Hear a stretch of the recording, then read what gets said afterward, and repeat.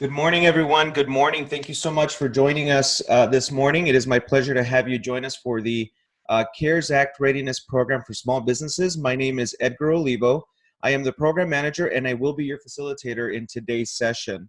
The Arizona Chamber of Commerce and Industry and the Arizona Small Business Association, ASBA, are proud to bring you the CARES Act Readiness Program for Small Businesses, a free training program that helps both novice and experienced borrowers navigate the federal CARES Act. This program, with the new round of funding, small businesses are encouraged to prepare for the Paycheck Protection Program and the PPP Loan Forgiveness Program as those dates are rapidly approaching. ASBA and the Chamber have leveraged their network of bank members, community partners, and online platforms to connect program participants directly with lending resources. We are grateful to our partners from the U.S. Small Business Administration and Maricopa Small Business Development Center for supporting small businesses with this program, as well as Acronis CyberFit Financing and Lendio, who have created a platform to accelerate and streamline the process for eligible small businesses to access capital. We know that there have been some recent updates about funding availability, eligibility, and forgiveness. With that, I am happy to share we have our business experts on these calls and have the most recent information for you to take action now. I will introduce them during our question and answer session, so please have your questions ready when we get to that portion of the program. Now let's take a look at our agenda today so that we can see what we're going to talk about. We're going to start off with our weekly CARES Act updates from the Arizona Chamber of Commerce. Then we'll jump straight into our expert panel and answer any questions and answer any questions and doubts that you may have about the program. Then we have a special presentation from ASBA, who will be talking about grants and support services for small businesses in Arizona. And then we'll close out the session with some additional resources and next steps for small business owners to take. So now that we have everyone on the call, thank you so much for being with us. We're going to start off with our weekly CARES Act update from our friends over at the Arizona Chamber of Commerce. Welcome, Laura Siscomani, Director of Development from the Arizona Chamber of Commerce. Welcome, Laura. Thanks, Edgar, and welcome to everyone, all of our program participants on the call and panelists. It's a pleasure to join you this morning. The Arizona Chamber of Commerce is Arizona's voice for business advocacy. And we do have an update on the CARES Act.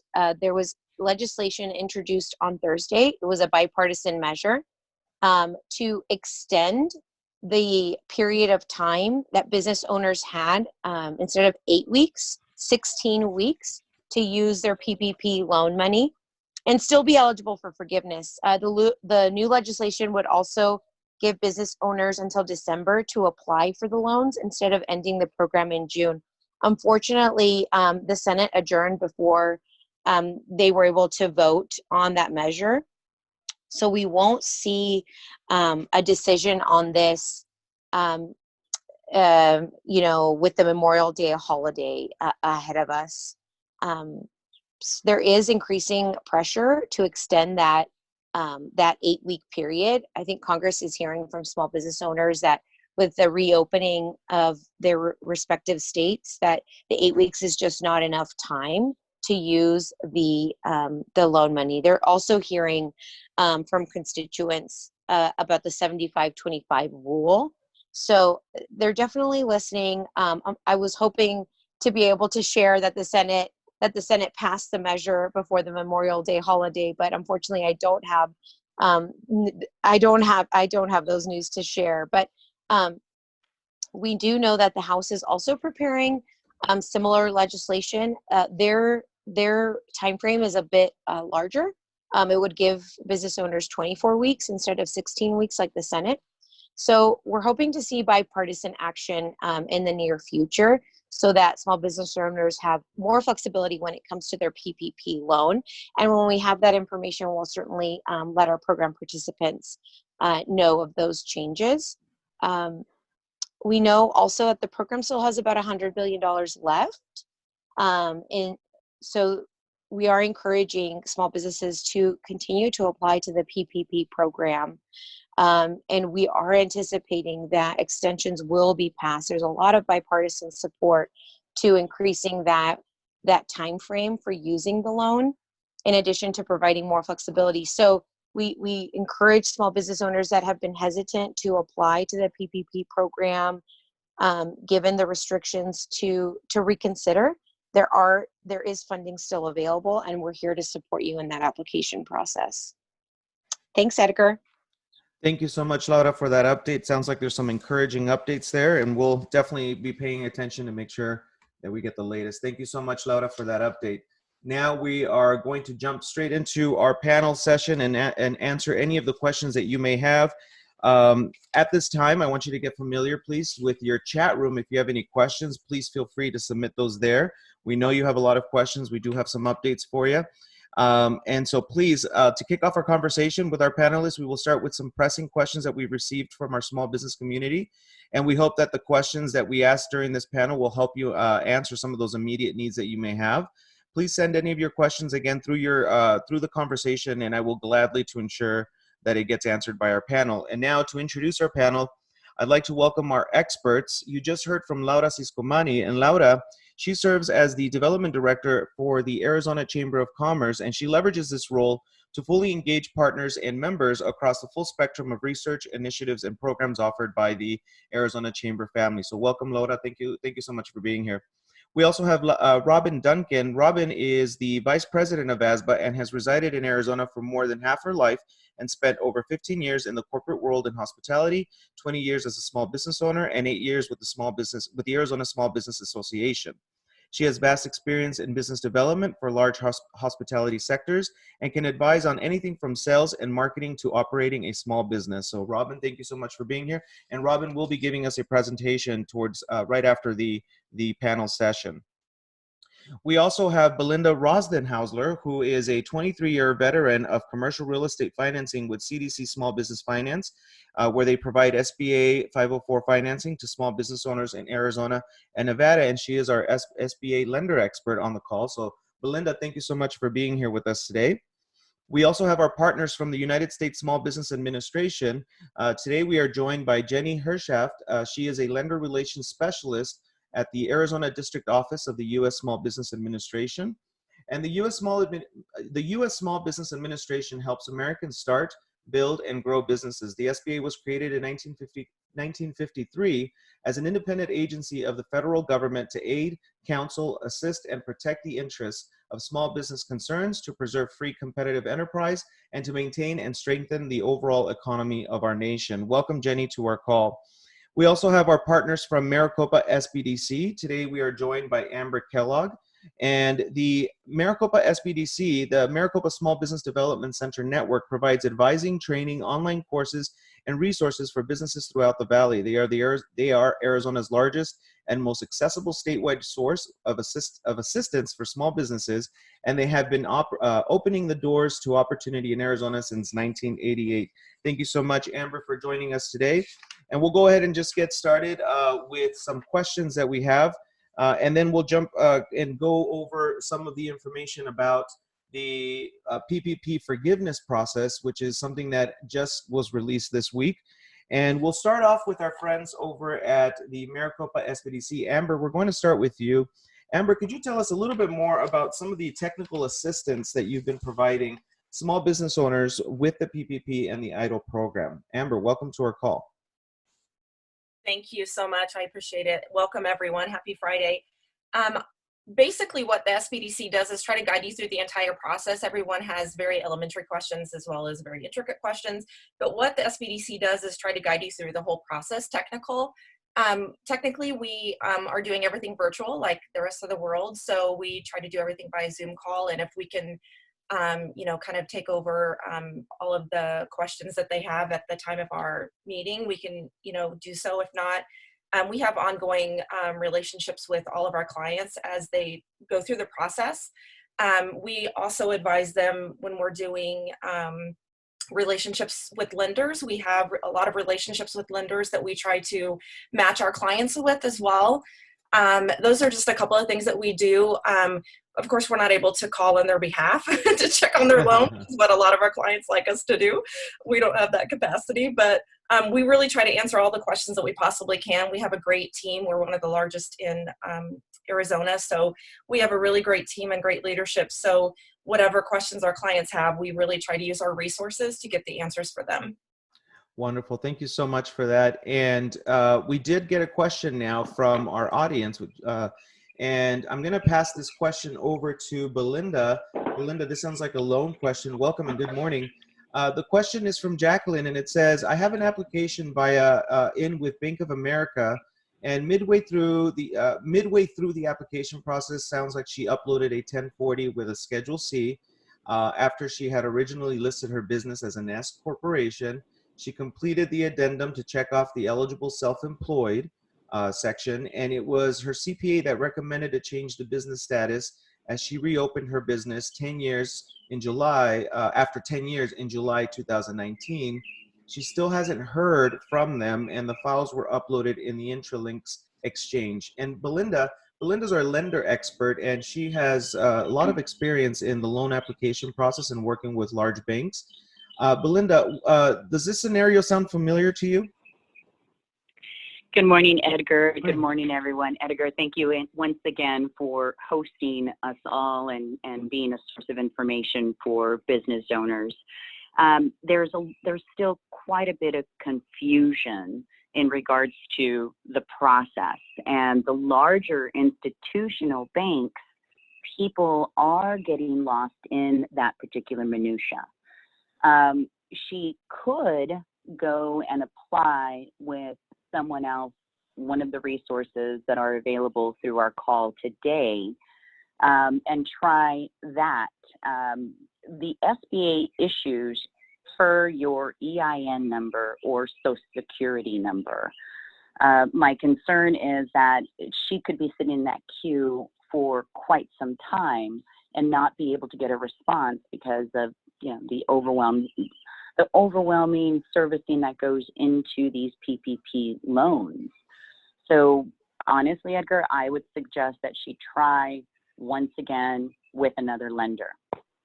Okay. And if she receives that promissory note from Bank of America, it's important just to notify that lender that that she has already received that promissory note, because typically once you sign, you're funded within 10 days.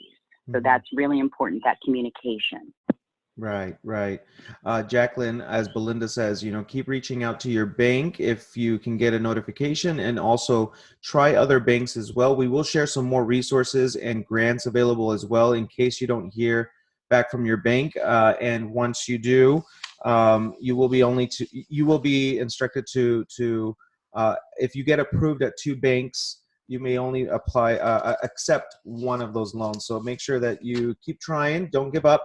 And we definitely have a lot of great help here from you. And on our screen, I'd like to remind everybody that on our screen, if you're watching this webinar, we have all of the emails from all of our partners and panelists. So feel free to reach out to any of them, take a screenshot of this. And of course, we will be sending a toolkit right after this call with all of everyone's contact information and all the resources that we will be sharing in this call. So Jacqueline, hang in there.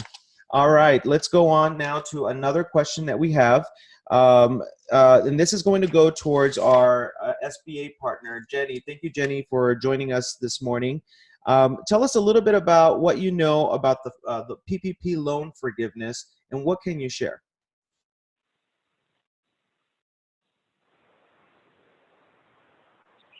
She's there. There she is. Okay. Hi, Jenny. Yeah, I'm here. Sorry. I had myself on the mute, and then I had to unmute. We got you on the line. Okay. As far as for loan forgiveness, Edgar, the ink has barely dried on the paper with the application coming out. And since this is a new policy, we have to allow our headquarters to create, formulate, and control the dissemination of the information.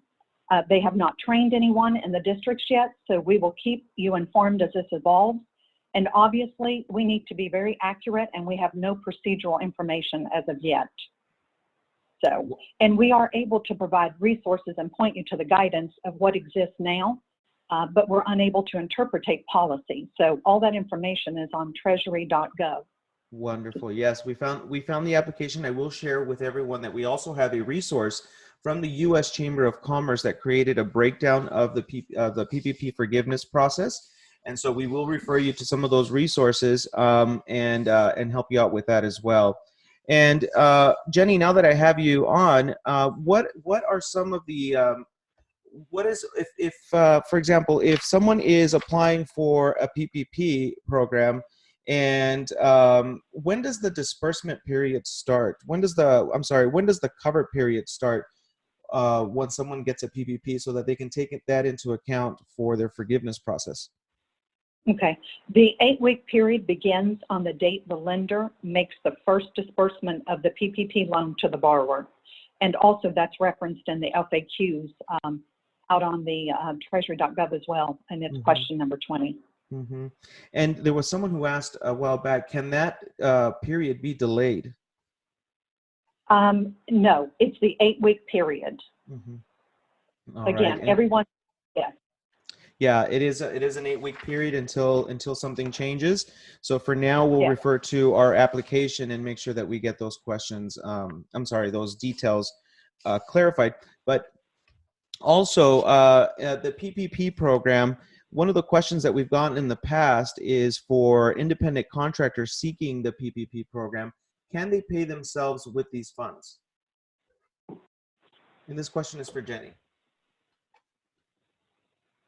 Okay. Edgar, it's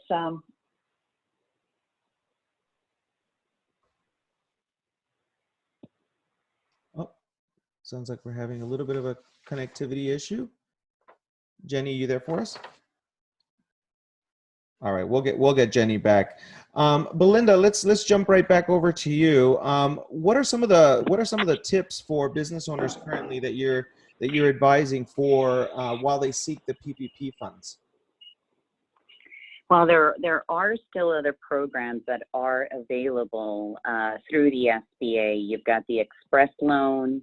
CDC Small Business Finance also has Community Advantage, and that's up to $150,000 in working capital. It's to qualify today is the big question mark, right? So what I question is, how do we qualify someone for a request of Community Advantage for $150,000 in working capital? And I was told by my counterpart that what we are looking at are the last 2 years' tax returns. The company must be currently in operation as well. So if they're currently in operation, they are one of these essential businesses, and they do still seek financing for working capital, there are avenues that are available. If people want to go to our website, we've got everything from the business guide to a daily webinar to answer questions for business owners at 10 a.m. Monday through Friday. But we also there's a drop down with other resources for loans. But keep in mind that today lenders are all focused on PPP. That is first and foremost. Okay, so banks are focusing on the PPP program right now, which means that now that the forgiveness program has been rolled out, there's been some, the application is now made available public. I spoke with Jenny earlier. I hope her connection is back. But the application is out there. You can get familiar with it. I took a look at it last night, and it's about 11 pages. It comes with a series of instructions and a couple of forms that you need to fill out. In fact, I'll just go really quickly from what I've learned to share with everyone that this application is submitted to your lender. So whoever you got your loan from for your with your PPP, whatever bank you use, this application would be submitted to them and then turned over to the SBA. And there are four forms that you need to take a look at in this packet. It's only 11 pages. It does come with a glossary of terms as well. There's a PPP loan forgiveness calculation form. It's the application that will be given to the lender. That's where you will put your basic information and some loan figures. And then there's a PPP Schedule A, and that also gets submitted to the lender. There's a worksheet that you'll have to work out to fill out some of the numbers and calculate your employee numbers, your payroll numbers, your business expenses. And there's also a PPP borrower demographic information form that is optional that will be submitted in this packet. And like I said, you'll need to calculate your forgiveness amount by following the instructions and completing the PPP Schedule A first, and then you would transfer that information over to the actual forgiveness application and submit it as a packet. And so PPP Schedule A is made up of two forms. It has a calculation worksheet that walks you through each line, and the second form is where you will put your total. So as you're walking through the calculations, there's another form where you start putting your answers, and then that information you transfer over to your application. And so it's fairly simple, but with the help of technical assistance, you can get through this forgiveness application fairly quickly. And so you will be asked if you pay your employees weekly, bi-weekly, twice a month, or monthly. The instructions explain what each line means and can be referenced between the forms. You will need to have your employer identification number or social security number on the application. Business information does need to be the same as your borrower application unless your address changed or your contact information changed. So whatever you submitted in your borrower the first time has to match with the forgiveness application as well when you submit it. And so you'll need to have your PPP and EIDL loan number, your disbursement date, and amount. Those three things are very important for the application. It will ask you for the number of employees at the time that you applied and at the time that you are requesting the forgiveness.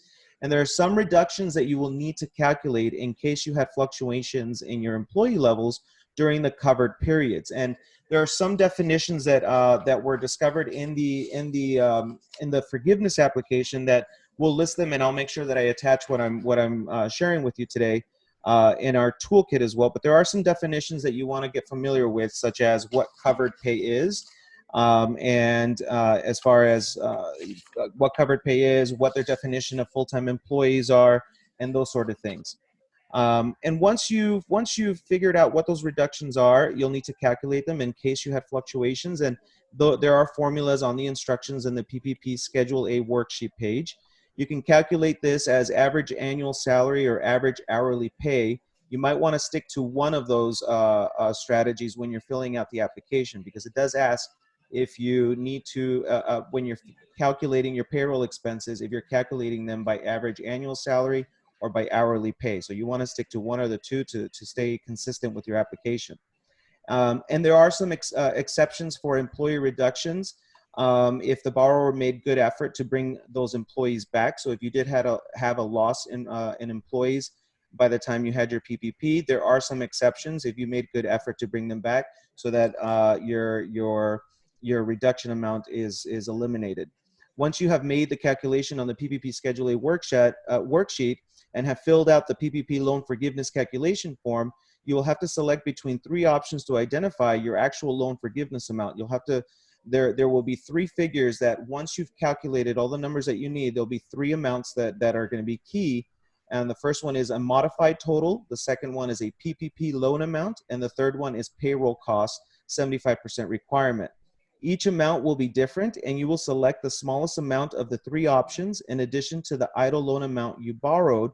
That amount will be subtracted from this amount, and you will pick the lowest of those three options, and you will owe the difference on the balance of your original PPP loan application. And when you sign, you are making representations and certifications on behalf of the borrower that everything is true and meets the forgiveness requirements. There are some consequences if supporting documents and forms are false. Tax information will be shared with the lender, with the SBA, and the SBA Office of Inspector General to ensure compliance with the PPP requirements and all as may reviewed. The SBA may require additional information for the purposes of evaluating eligibility and the PPP loan and loan forgiveness. And of course, if you failure to provide any documentation will result in eligibility and denial of loan forgiveness. So this application, I found it to be rather straightforward. However, there were some calculations that do need to be considered. And so when folks are applying for the loan forgiveness process, Belinda, have you started running into some clients with the loan forgiveness process, Belinda? With the loan, well, not yet, because of the fact that we're still kind of working through the process, right? So we're learning as we're going, and there's still a lot of questions, and we host those webinars to answer those questions. So we're waiting on final direction. Sounds good. Sounds good. And Amber, tell us a little bit about some of the technical assistance that some of the clients that you've been working with over at SBDC. What has been their experience with the PPP, and how are they receiving the support from SBDC? Very similar to the question you asked me before about the technical assistance, but we just, the same with the video calls. I mean, we just make sure that they have all of the documentation that they're needed for the PPP application. I know that a lot of the banks have not gotten back to our clients. So just like Belinda recommended earlier, we say the same thing. If you haven't gotten any information back from a bank as far as, you know, the fact that you've gotten anything, then we do the same thing that Belinda said, is recommending they apply at another institution. Those are just a couple of helpful hints that we do as well. We make sure our clients know what required documentation. That's always helpful, because there's a lot of times that everyone's so stressed out about, you know, how much documentation do we need. But if we just make sure that we have a couple of forms together, you know, help them get the couple of forms together for them. That's another thing that we provide as far as technical assistance. We certainly don't do the application for them, but we do provide them the information as far as what they need to provide to the PPP application. And then we direct them to appropriate lenders that maybe fit their industry. And that's a wonderful resource, Amber. I'm glad you brought that up, because for a lot of small business owners who don't have a lot of their documents gathered together or don't know which document means what, the SBDC Center does help you with that and help you get those documents ready, as Amber was mentioning. And Amber, about how long does a typical consultation take with the SBDC and to gather these documents? Obviously, it just depends on what you have readily available. Not everyone, I know, especially if you're a sole prop or a single member LLC, they probably don't do as much like payroll documentation as we know that we will all do moving forward. But it just depends on how accessible the forms are. But honestly, the form, like the SBA form 2483, it's pretty easily accessible. 2019 tax returns, the 940 federal unemployment form, or the tax quarterly form, whatever, the payroll statements, all of those are statements. If you have readily accessible your information, the other forms are pretty easy for us to help you walk through. The time frame, as far as when we do what we call our initial session, we like to spend about an hour with you, just because we want to make sure that we give you all the information that we can. So when you request counseling, we always recommend that you give us at least an hour of your time, so we can make sure we're very thorough and you can present the application as thorough and as finished as it can be. And plus, part of our goal is to make sure that we help you along the way, not just submitting the application. We want to help follow up with you and make sure that you've received it. And, you know, we want to make sure that we can do what we can to continue to help the business owner. Wonderful. Thank you, Amber. And I called on you because I know you have a lot of resources, especially for things like this that do appear to be a little bit more complicated than usual. But, you know, it's great to hear that there are support from the SBDC. So thank you for sharing that. I do have a question from our group, our audience, from Adelina Mendez. And I'm going to jump this question over to Belinda, since she's our lender expert. Belinda, Adelina says that she doesn't have a tax history. Her business is 6 months old. What can she do in a case like that when she's under a year in business? Well, that's a great question, Edgar. And the reality is, it is going to be that much more difficult for her to get any access to startup working capital, because that's most likely what she's looking for. I would say grants. Grants are the way to for her to try to access capital, is through grants. Wonderful. And we do have some resources to share about grants. So Adelina, please stay tuned. We do have some resources for you and your new business. So please stay tuned for that. And jumping back over to Jenny, I hope Jenny's, yep, she's back. Jenny, thank you for being with us. I know those technical glitches, they happen. Thank but you. I wanted to ask you, if someone already applied for a PPP and they still need additional funds, can they qualify for other SBA programs? What are you referring to exactly? So if a small business owner needs a little bit more capital from, and there are some programs with the SBA, can they also apply for separate SBA programs outside of the PPP? Oh, yeah. Yeah. Yes, because SBA is still lending. I'm sure Belinda can speak to that as well. Yeah. And Jenny, what is an update on the economic injury disaster loan? We know that last week there were some updates. Do you have any updates on the economic injury disaster loan for us? Well, on the economic injury disaster loan, as you know, there was a press release that was put out on May 4th that reopened the portal, but that was specific on a limited basis only for agricultural businesses. For agricultural businesses, we're talking about our ranchers, our growers, our farmers. That portal has now been available for that industry. So if you fall in that industry, take advantage of that. And Jenny, do you have the contact information, the 1-800 number that you could share with us if someone would like to get follow-up on their EIDL application? Yes, it's 1-800-659-2955. And then also there's a disaster customer service at sba.gov. That's their email. Yes, and we're recommending folks to call and have your information readily available to follow up on your loan application, and also email. That information, we will put it in our toolkit, so you don't have to memorize the phone number now. But Jenny, give us that phone number one more time. It's 1-800-659-2955. Great. Thank you so much for sharing that. And to keep the conversation going, there's a lot of great conversation going on in our chat room, and I want to thank Laura Siscomani for moderating the conversation there. Looks like we still have some dialogue with Jacqueline. Thank you so much for submitting your questions. If you have any other questions, and as you're listening to this conversation, by all means, please send them in so that we can answer your questions directly. And we will also be sharing a lot of this resource with you in our toolkit after this call in an email. And now, Belinda, what are some of the programs available through CDC Small Business Finance? What are some of the programs that business owners are also seeking during this time? Well, as you did hear, SBA is still lending.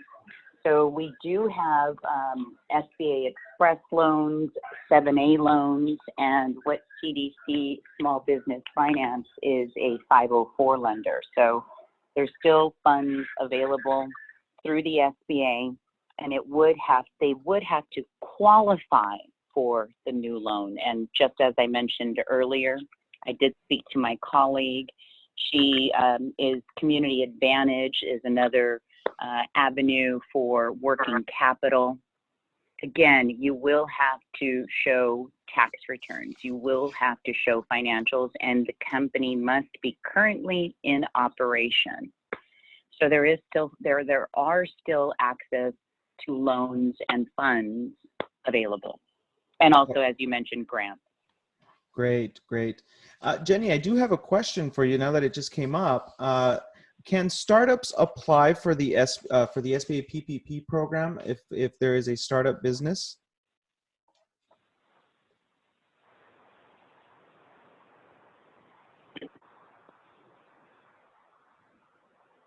And Jenny is on the call.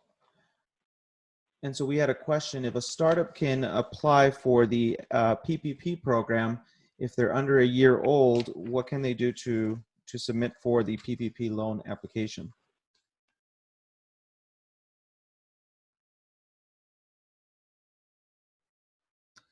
All right. So we'll jump back to that, and we'll make sure we answer that question for those that are startups. I do believe that startups are eligible. The only difference is that if you don't have any of your documentation available, you will have to get some of those forms available, and that's where we recommend the resources over at the SBDC to help you with that process. And so let's jump over now to talk about some of the ways that banks are handling the PPP loans with Laura Siscomani. Laura, tell us what has been your experience with the bank world in Arizona, and how are they supporting some of the small businesses that we're sending over to them for these programs? Well, we've heard from Arizona banks that the backlog has been cleared, and there is still funding available for businesses to apply, but as issues come up, like Jacqueline's issue where she applied in April, and she still hasn't heard back about the loan. We were not encouraging small businesses to apply to more than one bank, but that has changed. We are definitely encouraging businesses to apply to more than one bank or platform like Lendio, which is a great free resource to small businesses. And so if you haven't heard back from the bank you initially applied to, definitely encourage you to apply through Lendio. If you are a client of PayPal or QuickBooks, you can apply through them as well. But certainly that may increase your likelihood of being approved for a loan. We just emphasize that you cannot obviously receive more than one loan. Right. Thank you so much for that update. And I know Robin will be sharing with us a lot more information, but Robin, what are some, for Adelina, who's on the call, and she is interested in some of the grants, and I know you'll go in more detail, but just on the high level overview, what have you found that Adelina, someone who's a startup, can start seeking? What kind of grants? Right. Thank you, Edgar. Yes, there are several that have come available that I'm happy to share with her. Those, they change often, so, and the deadline for these does as well. I don't have one in front of me right now, but I'm happy to reach out to her individually and we'll share all that information. Okay, great. So Adelina, we'll be in touch with you. Make sure you send us your email as well, so that we can get this over to you, or check your email. We'll be sending a toolkit so that you have that information. And panelists, we've covered a lot of ground today, and I'd like to just give you give you the mic for a second to share with us any final tips or advice for our audience who is joining us. Let's start with our friends at the SBA. Jenny, do you have any tips, final remarks that you'd like to share with our audience? Well, Edgar, thank you for this opportunity. And I'd also like to point out that, this is having the SBDC as a resource for WeBack, all of these resources, including yourself. It's a great opportunity for people to really sit down and start looking at their business model and have that opportunity to meet those counselors who can assist them, not even in just this pandemic crisis, but going forward. I think that's a good opportunity for them as the business owners. Fabulous. Thank you, Jenny. And Jenny's been very supportive this entire time since we've joined forces. So thank you, Jenny, for being on our call today. And Amber, I guess we'll jump over to you now, since you are our SBDC partner as well. Amber, tell us some final remarks and tips for our audience today. We talk all the time in our meetings about, what our next steps are for our clients, because it's such an unsure time. And collectively, I think that we, a lot of us are worrying about what our next step should be, and, what our recovery phase should look like. And just a few tips to remember, I think, as we move forward and trying to recover is set some goals for yourself as your business is, trying to go back to whatever normal is.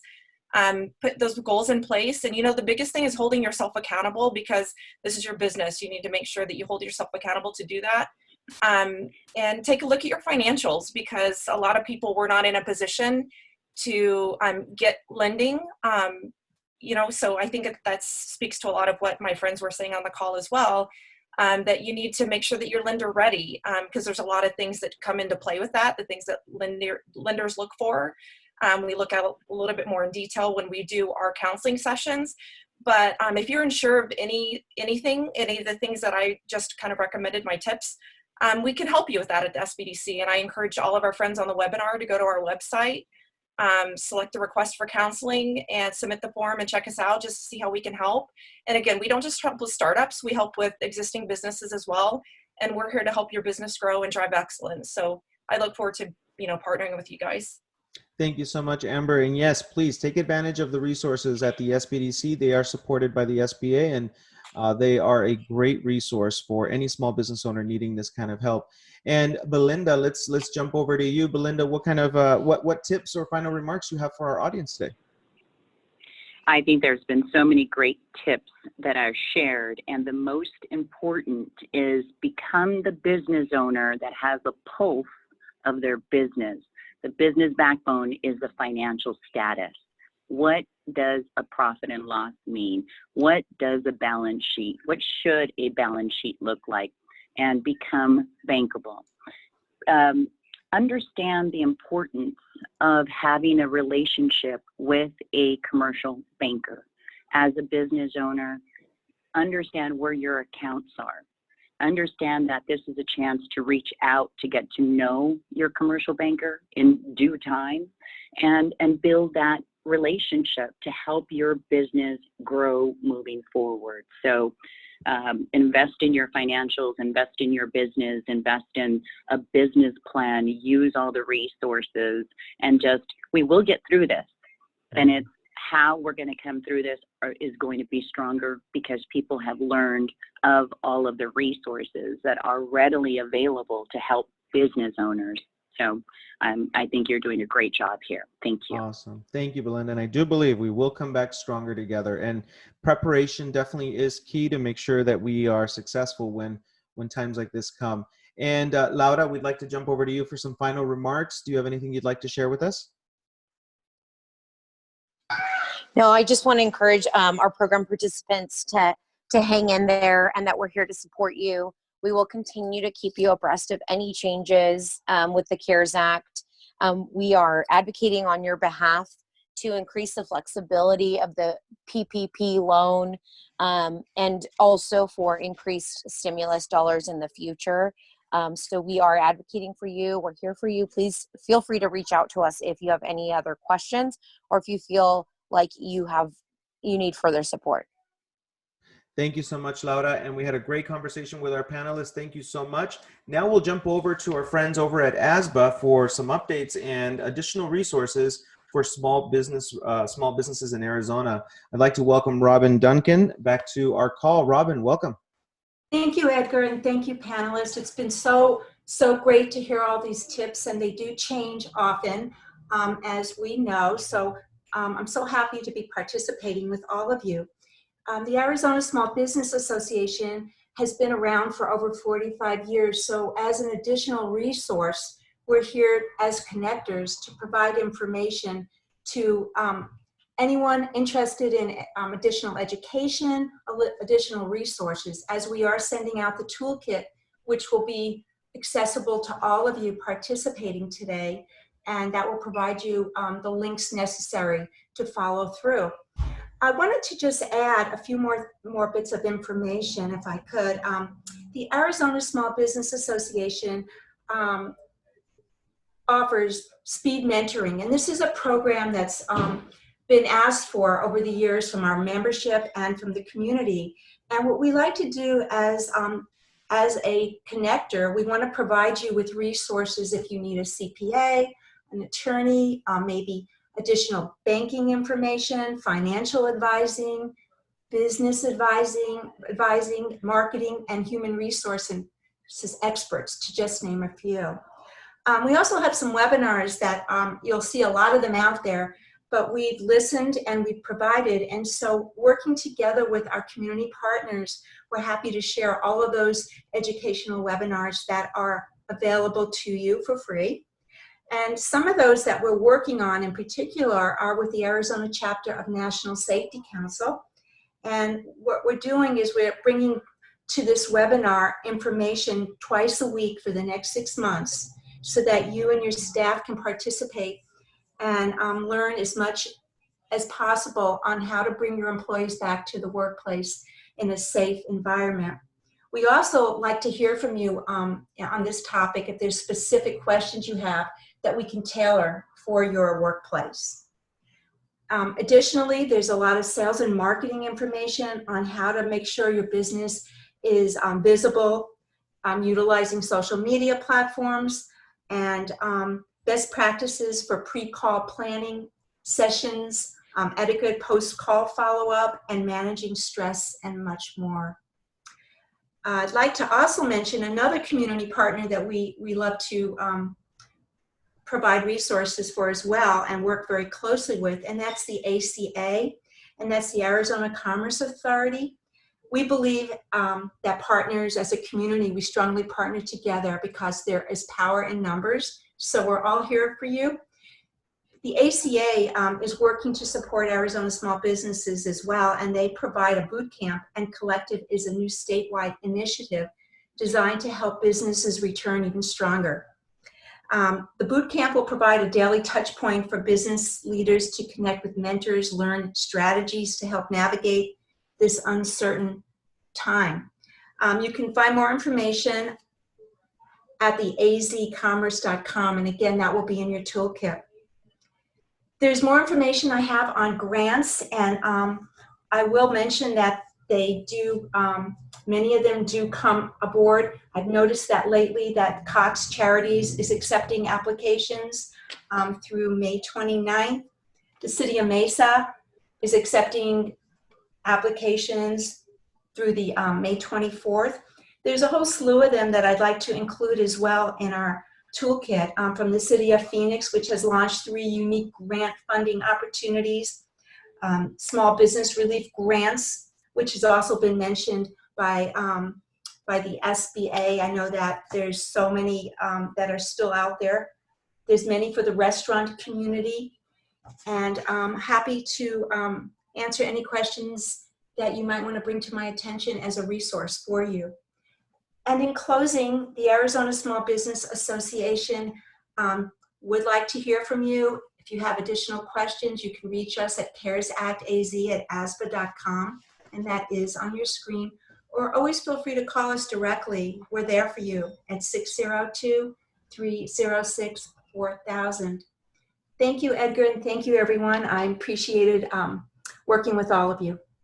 Thank you so much, Robin. And I want to emphasize the email, caresactaz@asba.com. That is our dedicated email for any questions that you may have, caresactaz@asba.com.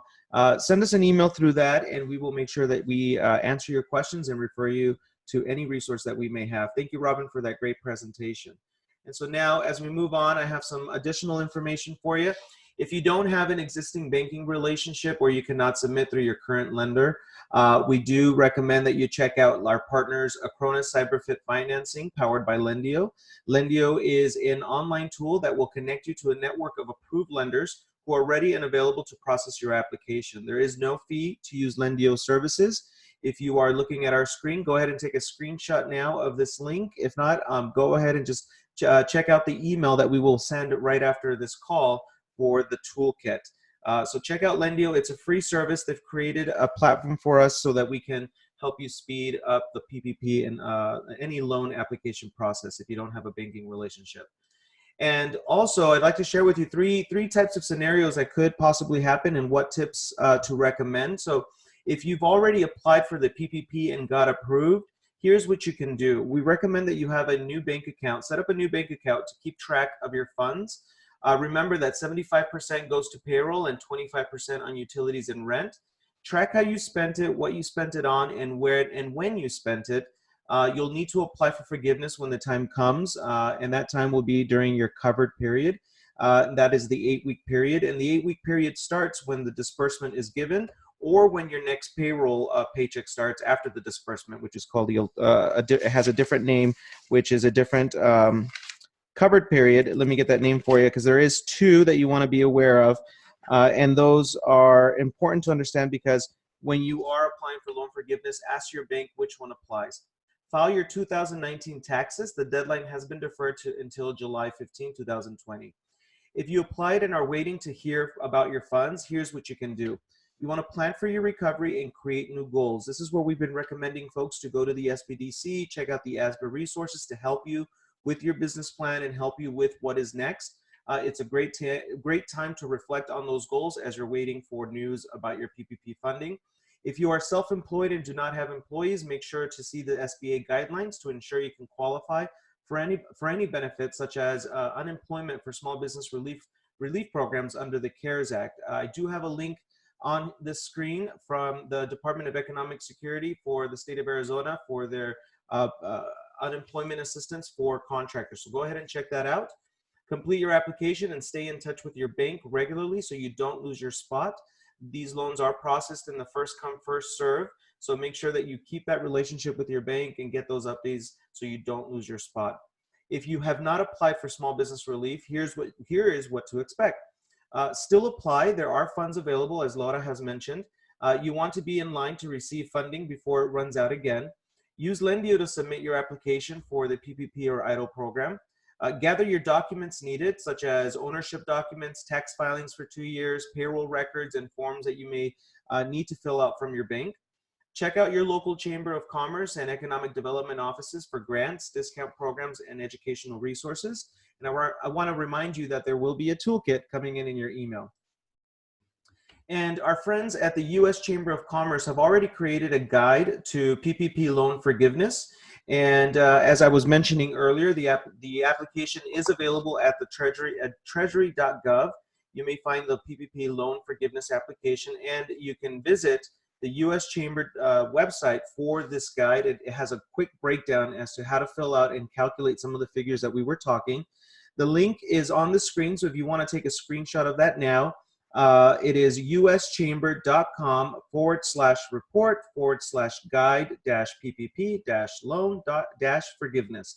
We'll also add this PPP loan forgiveness guide in our toolkit so that you can get it directly in your email. So go ahead and check that out. It has great, valuable resources. I want to thank Laura for sending that to us early in the program so that we have this to share with you. And I want to also take a couple of other minutes to thank our participants in today's session.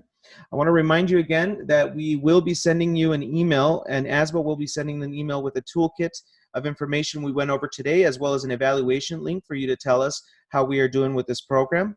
Please visit our partners' resources, CDC Small Business Finance, ASBA, Arizona Chamber, Arizona Commerce Authority, Lendio.